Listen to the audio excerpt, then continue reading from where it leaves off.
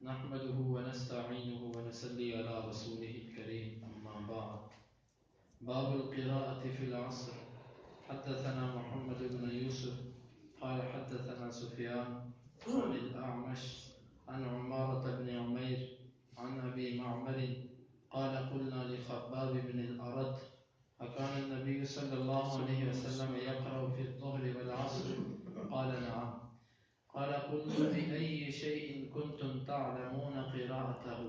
قال باضطراب لحيته. یہ باب ہے عصر میں قراءت کے بارے میں. امام بخاری فرماتے ہیں کہ ہمیں بیان کیا محمد بن یوسف نے، وہ کہتے ہیں ہمیں بیان کیا سفیان نے اعمش سے، وہ عمارہ بن عمیر سے اور وہ ابو معمر سے.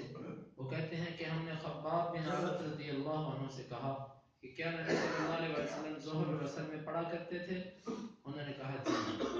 میں نے کہا، راوی کہتا ہے کہ میں نے کہا، وہ کہتے ہیں کہ میں نے کہا کہ کس چیز سے تم پہچانتے تھے کہ اللہ کے رسول پڑھتے ہیں؟ وہ کہنے لگے کہ اللہ کے رسول کی داڑھی کے ہلنے سے. اس حدیث کی تفسیر پیچھے گزر چکی ہے. امام بخاری کا استدلال یہ ہے کہ عصر کی نماز میں بھی نبی صلی اللہ علیہ وسلم قرات کیا کرتے تھے. حدثنا مکی بن ابراہیم عن ہشام عن یحیی بن ابی کثیر عن عبد اللہ بن ابی قتادہ عن ابی. امام بخاری فرماتے ہیں کہ ہمیں بیان کیا مکی بن ابراہیم نے، وہ ہشام سے، وہ یحییٰ بن ابی کثیر سے، اور وہ عبداللہ بن ابی قتادہ سے، اور وہ اپنے باپ ابو قتادہ سے. وہ کہتے ہیں کہ کان النبی صلی اللہ علیہ وسلم یقرأ فی الرکعتین من الظہر والعصر بفاتحۃ الکتاب وسورۃ سورۃ، کہ نبی صلی اللہ علیہ وسلم ظہر اور عصر کی پہلی دو رکعتوں میں سورہ فاتحہ اور ایک ایک سورت ساتھ پڑھا کرتے تھے. وَيُسْمِعُنَ الْآيَةَ أَحْيَانًا، اور ہمیں کبھی کبھار آیت سنایا کرتے ہیں. یہ حدیث بھی گزر چکی ہے کل کے درس میں کہ نبی صلی اللہ علیہ وسلم ظہر اور عصر کی نمازوں میں بھی ایک آیت اونچی پڑھ دیا کرتے تھے. مثلا کسی بھی سورت سے قرات کر رہے ہیں، اس کی ایک آیت کو بلند آواز سے پڑھ دیا تو اس سے نماز میں بھی کچھ خلل نہیں پڑتا. اس کی تفسیر بھی پیچھے گزر چکی ہے، تشریح اس کی.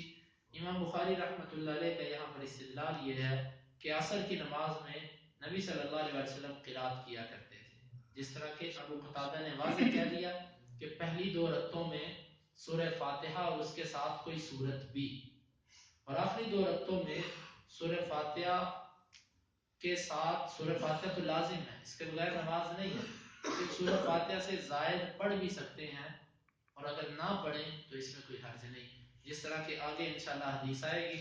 ابو ہریرہ رضی اللہ عنہ، بخاری اور مسلم دونوں میں آتا ہے کہ ان سے بھی پوچھا گیا کہ آخری دو رکعتوں میں سورہ فاتحہ سے زائد کچھ پڑھنا، تو انہوں نے فرمایا کہ پڑھ لو تو ٹھیک، نہ پڑھو تو بھی ٹھیک، اختیار ہے انسان کو، لیکن سورہ فاتحہ لازم ہے. لیکن بعض لوگوں کا مذہب یہ ہے کہ آخری دو رکعتوں میں کچھ نہیں ہے، خاموشی سے امام بھی کھڑا رہتا ہے. آخری دو رکعتوں میں ان کے نزدیک نہ امام پر سورہ فاتحہ واجب ہے، نہ مقتدی پر، اور نہ منفرد اکیلے پر. آخری دو رکعتوں میں خاموشی. اسی لیے آپ نے بعض جگہوں پر شاید ان کے پیچھے نماز پڑھی ہو تو آخری دو رکعتوں میں بس قیام میں جھٹکا ہی ہوتا ہے. اس کی وجہ یہ ہے کہ ان کی فقہ کے مطابق آخری دو رکعتوں میں کچھ بھی نہیں ہے، خاموشی ہے. تو احادیث کے اندر جو مسئلہ ہے وہ آخری دو رکعتوں کے اندر سورہ فاتحہ لازم ہے، کیونکہ سورہ فاتحہ اگر نہیں پڑھی گئی تو جس طرح کہ آپ نے پیچھے سنا، نماز نہیں ہوتی. یہ اصل کا باب تھا. امام بخاری اس میں دو حدیثیں لے کر آئے، ان دونوں کی تشریح پیچھے گزر چکی ہے، اس لیے ان کا اعادہ نہیں کیا گیا. باب القراءۃ فی المغرب، یہ باب ہے مغرب کی نماز میں قراءت کے بارے میں. امام بخاری فرماتے ہیں کہ ہمیں بیان کیا عبداللہ بن یوسف نے، وہ کہتے ہیں ہمیں خبر دی مالک نے ابن شہاب سے، اور وہ عبید اللہ بن عبداللہ بن عتبہ سے، اور وہ ابن عباس رضی اللہ عنہ سے، انہ قال، بے شک وہ ابن عباس کہتے ہیں، ان ام الفضل، جو ام فضل ہے، سمعتہ، اس نے اس ابن عباس کو سنا، وهو يقرأ والمرسلات عرفا، وہ پڑھ رہے تھے والمرسلات عرفا.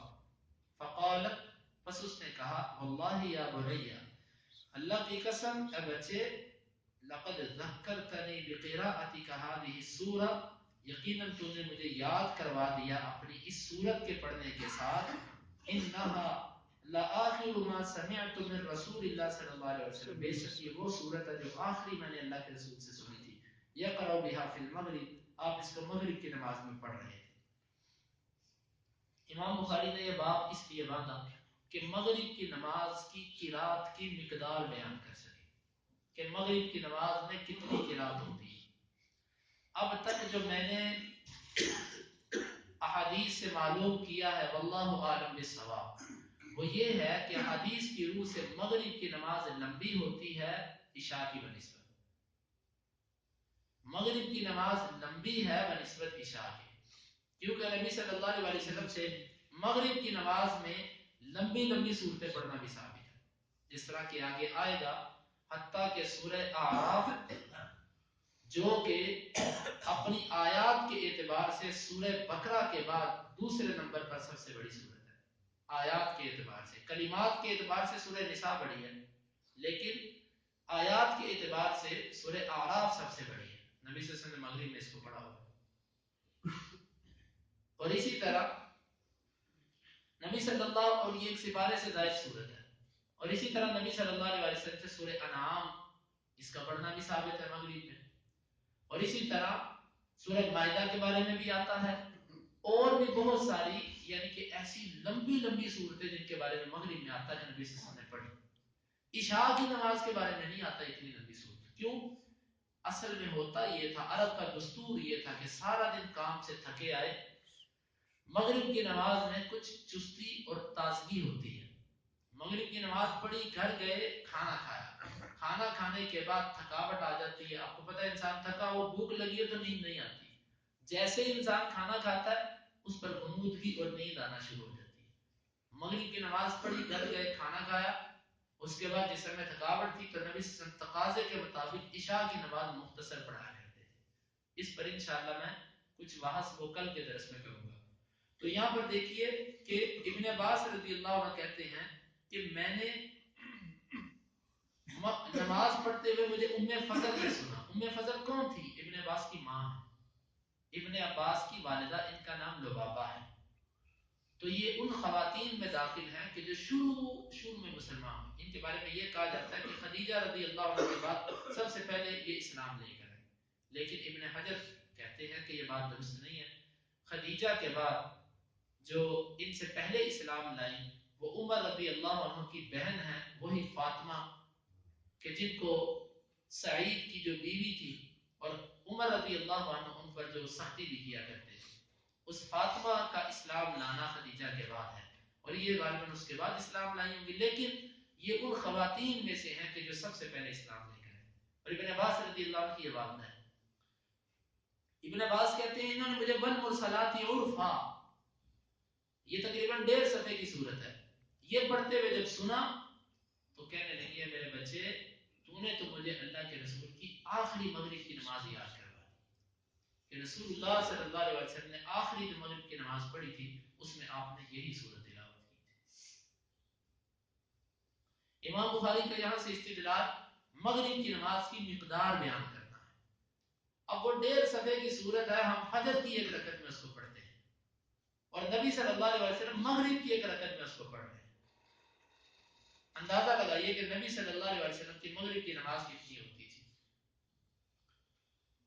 और दूसरी बात, ये तो इमाम बुखारी का इस्तिदलाल कि इतनी किरात अल्लाह के नबी ने अपनी आखिरी नमाज जो पढ़ी थी उसमें, और दूसरी रिवायत में वजाहत है कि नबी सल्लल्लाहु अलैहि वसल्लम उस वक्त बीमार थे। लफ्ज ये है हदीस के कि अल्लाह के नबी ने सर पर पट्टी बांधी और उठकर मगरिब की नमाज पढ़ाई। ये बीमारी की हालत में जो नमाज पढ़ी थी, और कहते हैं ये आखिरी मगरिब की नमाज है, इसके बाद अल्लाह के रसूल ने नमाज नहीं पढ़ी। लेकिन आयशा रज़ियल्लाहु अन्हा की एक हदीस में आता है कि अल्लाह के नबी ने जो आखिरी नमाज पढ़ाई वो ज़ोहर की नमाज थी। यहाँ पर आता है जो आखिरी नमाज पढ़ी वो मगरिब की नमाज थी। इसमें इब्न हजर रहमतुल्लाह अलैह ने जो तत्वीक पेश की है वो ये है, वो कहते हैं कि जो ज़ोहर की नमाज पढ़ी थी वो सहाबा को मस्जिद में आकर पढ़ाई थी। ज़ोहर की मस्जिद में आकर पढ़ी जाने वाली आखिरी नमाज वो ज़ोहर की थी। और ये जो मगरिब की नमाज पढ़ी थी इसमें कमजोरी ज्यादा थी, अपने घर में ही पढ़ी थी, अपने घर में ही। वल्लाहु आलिम बिस्सवाब, अल्लाह ताला बेहतर जानता है। इब्न हजर बहुत इल्म के समंदर थे, लेकिन मेरे ज़हन में एक जवाब इसका ये है, अगर ये दुरुस्त है तो ये अल्लाह की तरफ से है। वो ये है کہ ترمذی وغیرہ کی روایت میں یہ بھی آتا ہے کہ اللہ کے رسول نے پٹی باندھی اور باہر نکلے، وہاں پر اشارہ ہے باہر نکلے اور نماز پڑھائی. اس سے معلوم ہوتا ہے کہ یہ نماز گھر میں نہیں پڑھی. اگر یہ بات یہ روایت ٹھیک ہو، اس کو تسلیم کر لیا جائے، تو اس میں تطبیق یوں بھی دی جا سکتی ہے کہ آپ نے جو جہری نمازیں پڑھائیں، اونچی آواز سے جن میں قرات ہوتی ہے، وہ جو نمازیں پڑھائیں، ان میں جو آخری نماز تھی وہ مغرب تھی، اور جو سری نمازیں تھیں جو آہستہ آواز میں پڑھی جاتی ہیں، ان میں سے جو آخری نماز پڑھائی وہ ظہر کی نماز تھی. اللہ عالم بالصواب. تو یہاں سے معلوم ہوا کہ نبی صلی اللہ علیہ وسلم کتنی قرات کی. بعض لوگ جو کہتے ہیں کہ صرف آخری قل هو اللہ، قل اعوذ برب الناس، اذا زلزل، یہ صورتیں پڑھی جائیں، ہمیشہ اس پر ہی رہتے ہیں. نہیں، مغرب کی نماز لمبی ہے اور اس کے لیے نبی صلی اللہ علیہ وسلم سے لمبی لمبی صورتیں پڑھنا ثابت ہے. یہی امام بخاری کی مراد ہے کہ اس کی مقدار کو واضح کرنا کہ یہ کتنی ہے. اور اس سے یہ بھی معلوم ہوا کہ بعض لوگ یہ کہتے ہیں کہ نبی صلی اللہ علیہ وسلم نے جب معاذ کو یہ کہا تھا اترید یا معاذ فتانا، اے معاذ کیا تو فتنے باز بننا چاہتا، اس کے بعد اللہ کے نبی نے لمبی قرات کو رد کر دیا کہ کوئی لمبی قرات نہ کرے. لیکن ابن القیم رحمۃ اللہ علیہ نے زاد المعاد کے اندر ایسے لوگوں کی خوب خبر دی ہے، انہوں نے خوب رد کیا ایسے لوگوں پر. اب آپ اس سے اندازہ لگائیے کہ اللہ کے نبی کی وفات کے بعد بھی صحابی سورہ والمرسلات عرفا کو ایک رکعت نماز میں مغرب میں پڑھ رہا ہے، اور اس کی والدہ سن کے کہتی ہیں کہ تو نے تو مجھے نبی کی آخری نماز یاد کروائی. جب نبی کی آخری نماز کی یہ کیفیت تھی کہ مرسلات مغرب میں پڑھی جا رہی ہے، تو پھر یہ کیسے کہا جا سکتا ہے کہ اللہ کے نبی نے لمبی نماز پڑھنے کو منسوخ کر دیا؟ آخری نماز بھی آپ لمبی پڑھ رہے ہیں.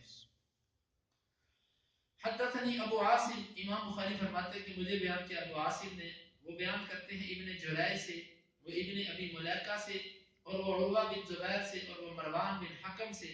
وہ کہتے ہیں کہ قال علی زید بن ثابت، مجھے کہا زید بن ثابت نے، ما لك تقرأ في المغرب بقصار، کیا ہے تجھے تو مغرب میں قصار ہی پڑھتا ہے، چھوٹی چھوٹی صورتیں پڑھتا ہے. وقد سمعت النبي صلی اللہ علیہ وسلم يقرأ بالطول طولين، میں نے اللہ کے نبی کو سنا آپ لمبی دو صورتوں میں سے لمبی صورت پڑھا کرتے ہیں، دو لمبی صورتوں میں سے لمبی صورت پڑھا کرتے ہیں. اب مروان بن حکم یہ امیر تھے ان دنوں مدینے کے، معاویہ رضی اللہ عنہ کی طرف سے یہ امیر تھے. تو پہلے یہ ہوتا تھا کہ جو امیر ہوتا تھا وہی مصلی کا مالک بھی ہوتا تھا. یہاں سے میرے اس درس کے ساتھ تو اس بات کا تعلق نہیں جو میں بھی کرنے لگا ہوں. چند دن پہلے مجھے کسی نے ایک کلپ دکھایا کہ ایک منکر حدیث انسان وہ ٹی وی پر یہ بیان کر رہا تھا، علماء کے بارے میں کچھ باتیں کر رہا تھا. وہ کہہ رہا تھا یہ جو ممبر ہے نا، ممبر اور مصلی، یہ علماء کا نہیں ہے، علماء نے اس پر قبضہ کیا، یہ علماء کا نہیں ہے، یہ حکمرانوں کا ہے، حکومت کا ہے، حکومت کا. یہاں تک اس کی بات ٹھیک ہے کہ اس ممبر کا اور اس مصلی کے جو اصل وارث وہی ہوتا ہے جو حاکم ہوتا ہے، جو حکمران ہے وہ وارث ہے. مثال کے طور پہ آج کے دور میں آپ اپنے ایم پی ایم این اے اور کونسلر لے لو، ان کا حق بنتا ہے اس مصلی پر کھڑے، اس ممبر پر کھڑے. لیکن سوال یہ ہے کہ حکمران کون ہوگا؟ مصلی اور ممبر کا وارث تو حکمران بنا، لیکن حکمران کون ہوگا؟ جاہل. حکمران بھی علماء ہے. بات آدھی بیان کر کے لوگوں کو دھوکہ دینا چاہا کہ اس ممبر کا وارث ہمیشہ حکمران رہے، اس میں کوئی شک نہیں، لیکن اس میں حکومت ملتی کن کو تھی، حکمرانی ملتی کن کو تھی؟ علماء کو. جاہلوں کو نہیں ملا کرتی تھی. بات وہی ہے، اس کے وارث علماء ہی ہیں، ان کو آپ حکمران بنا کر تسلیم کر دو یا اس کے بغیر تسلیم کر دو. آپ کہتے ہو کہ اس ممبر کے وارث یہ حکمران ہے، اللہ تعالیٰ معاف کرے اگر یہ اس کے وارث بن جائے تو لوگوں کو دین کون بتائے گا؟ کون بتائے گا دین؟ ان ممبروں پر پھر ٹوٹی سڑکیں اور پھر سڑکوں میں لائٹیں لگنا اور ایسی باتیں ہی ہم سنیں گے. تو یہ بات میں اس لیے کر رہا ہوں کہ یہاں سے مروان بن حکم امام تھے اور امیر بھی تھے. تو ان کو زید بن ثابت نے کہا کہ تو کیا چھوٹی چھوٹی صورتیں پڑھتا رہتا مغرب میں؟ ہم نے اللہ کے نبی کے پیچھے نماز پڑھی ہے، آپ صلی اللہ علیہ وسلم دو لمبی صورتوں میں سے صورت پڑھا کرتے تھے مغرب میں. اور ابن حجر رحمۃ اللہ علیہ نے دوسری روایت لا کر واضح کی ہے، اس سے مراد سورہ اعراف ہے. ایک سورہ آراف، دو لمبی صورتوں میں سے ایک سب سے لمبی بقرہ اور دوسری نمبر پہ آیات کے اعتبار سے لمبی سورہ آراف، اور پھر اسی طرح سورہ انعام کے بارے میں بھی ایک قول آتا ہے، سورہ مائدہ کے بارے میں بھی آتا ہے۔ اب اندازہ کیجئے کہ رسول اللہ صلی اللہ علیہ وسلم سورہ آراف تقریباً 1.5 سپارے کی سورت، اس سے چند باتیں معلوم ہوئی کہ مغرب کا وقت اتنا مختصر نہیں ہوتا جتنا بعض لوگوں نے سمجھا ہوا ہے، مغرب کا وقت اتنا مختصر نہیں ہوتا، اتنی قرات اب ہمارے جیسا بندہ بھی اگر اس کو پڑھے، تیز تیز بھی پڑھے، تو کم از کم ایک سپارہ پڑھنے پر جو ایک قاری کو ٹائم لگتا ہے نا، حدر پڑھے کم از کم 25 منٹ لگتے ہیں ایک سپارہ پڑھنے پر، اور 1.5 سپارہ تقریباً 40 منٹ ہو گئے۔ اور پھر اللہ کے نبی صلی اللہ علیہ وسلم کی قرات جس میں رکوع بھی ہو، سجدہ بھی ہو، سب کچھ ہو، تو یہ اب آپ خود اس حدیث پر اندازہ لگا لیجیے کہ مغرب کا وقت اتنا مختصر نہیں ہوتا۔ تو یہ نبی صلی اللہ علیہ وسلم کی نماز تھی، اس میں کوئی شک نہیں کہ اللہ کے رسول سے کبھی کبھار مغرب کی نماز میں چھوٹی صورتیں پڑھنا بھی ثابت ہے، لیکن فجر کی نماز میں بھی اللہ کے نبی سے چھوٹی صورتیں پڑھنا ثابت ہے۔ نبی صلی اللہ علیہ وسلم نے فجر کی نماز میں سورہ ناس اور فلق پڑھ کے بھی جماعت کروائی ہوئی ہے، پہلی رکعت میں سورہ ناس، قل اعوذ برب الناس، اور دوسری صورت میں قل اعوذ برب الفلق، یہ صورتیں پڑھ کے آپ نے جماعت کروائی۔ تو اس لیے کبھی کبھار چھوٹی صورت کسی بھی نماز میں پڑھی جا سکتی، لیکن نبی صلی اللہ علیہ وسلم کا عموماً جو معمول معلوم ہوتا ہے حدیث سے وہ یہی ہے کہ مغرب کی لمبی ہوتی تھی، فجر کی نماز سب سے لمبی، اس کے بعد مغرب، پھر اس کے بعد عشاء کی نماز مختصر ہوتی تھی کیونکہ لوگ تھکے ہوتے تھے۔ تو یہاں پر قصار کا ایک لفظ استعمال ہوا ہے، اس کی انشاءاللہ مزید وضاحت وہ آئندہ درس کے اندر آئے گی۔